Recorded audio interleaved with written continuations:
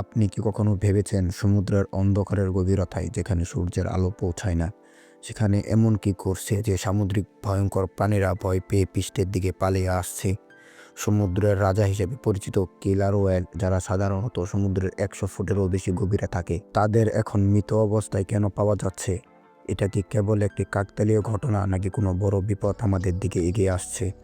2025 সালে ফেব্রুয়ারির মাসে অস্ট্রেলিয়ার তাসমানিয়া দ্বীপের কাছে একটি অবিস্ময়কর ঘটনা ঘটে, যেখানে প্রায় 150টি ক্লিয়ার হোয়েল ভূমিতে চলে আসে। তাদের মধ্যে কিছু আগেই মারা গিয়েছিল এবং বাকিরা এতটাই ভীত ছিল যে তাদেরকে পুনরায় সমুদ্রে ফেরানোর চেষ্টা করলেও তারা যেতে রাজি ছিল না।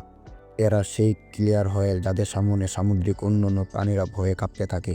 তাহলে এই তিমিগুলো কেন ভয় পেয়েছিল? এরপরই ভারতের উড়িষ্যায় আরেকটি চমকপ্রদ দৃশ্য দেখা যায়, যেখানে 7 লাখ সামুদ্রিক কচ্ছপ ভূমির উপরে চলে আসে। এরা সাধারণত কচ্ছপ ছিল না, বরং অলিভ রিডলি প্রজাতি ছিল, যারা মেক্সিকোর গভীর সমুদ্রে 150 মিটার গভীর নিচে থাকে। প্রায় 9,000 কিলোমিটার পথ পাড়ি দিয়ে তারা এখানে কেন এলো? কেরালায় এমন এক ঘটনা ঘটেছে যেখানে হাজার হাজার মাছ সমুদ্র থেকে উপরে চলে আসে এবং তারা মারা যাচ্ছিল, কিন্তু তারা সমুদ্রে ফিরে যাওয়ার নাম নিচ্ছিল না। মেক্সিকোর একটি সমুদ্র সৈকতে এক অদ্ভুত প্রাণী দেখা যায়, যার দৈর্ঘ্য ছিল 6 মিটার এবং নাড়াচাড়া ছিল রাবারের মতো।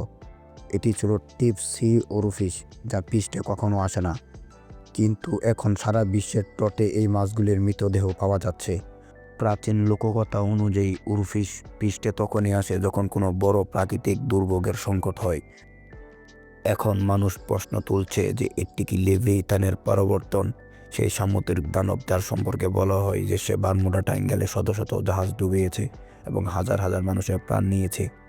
যদি লেভিথান সত্যি জেগে ওঠে, তবে এটি কি বিশ্বের জন্য বিপদ হতে পারে, নাকি আসল বিপদ আমাদের নিজেদেরই ভুল?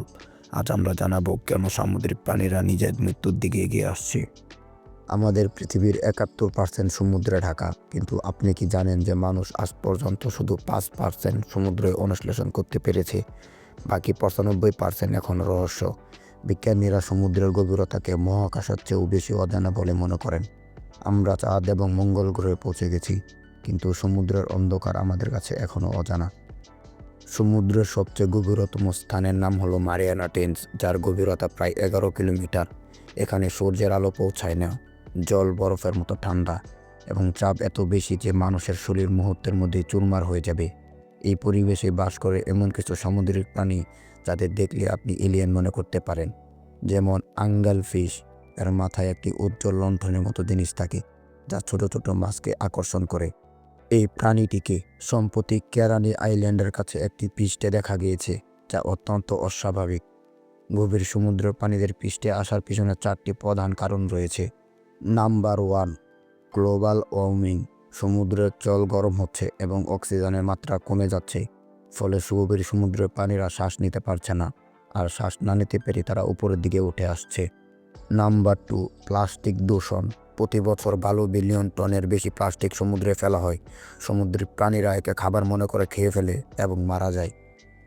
Number 3, deep sea mining. তেল, গ্যাস এবং খনিজ সম্পদের সন্ধানে মানুষ সমুদ্রের তলদেশে খনন করছে, যা প্রাণীদের বাসস্থান ধ্বংস করছে।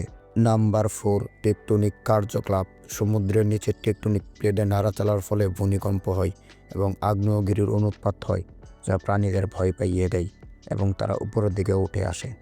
আর লেভিয়েথান সম্পর্কে বাইবেলে বলা হয়েছে এটি অত্যন্ত বিপজ্জনক, কেউ একে বশে আনতে পারে না, যদিও বিজ্ঞানীরা একে কাল্পনিক মনে করেন। এই সামুদ্রিক প্রাণীদের পৃষ্ঠে আসা কেবল একটি রহস্য নয়, এটি একটি সতর্কতা। আমরা সমুদ্রকে আবর্জনার স্তূপে পরিণত করেছি। গ্লোবাল ওয়ার্মিং, প্লাস্টিক দূষণ এবং মাইনিংয়ের কারণে সমুদ্রের পরিবেশ ধ্বংস হচ্ছে। যদি আমরা এখনই সতর্ক না হই, তবে এই পরিস্থিতি আরও খারাপ হতে পারে। আর এইগুলোকে নিয়ে আপনার কি মতামত তা কমেন্টে অবশ্যই জানান। তো এই ছিল আজকের ভিডিও। নতুন বন্ধুরা চ্যানেলটিকে সাবস্ক্রাইব করে পাশে থাকা বেল আইকনটি বাজিয়ে দিন। দেখা হবে পরবর্তী নতুন ভিডিওতে।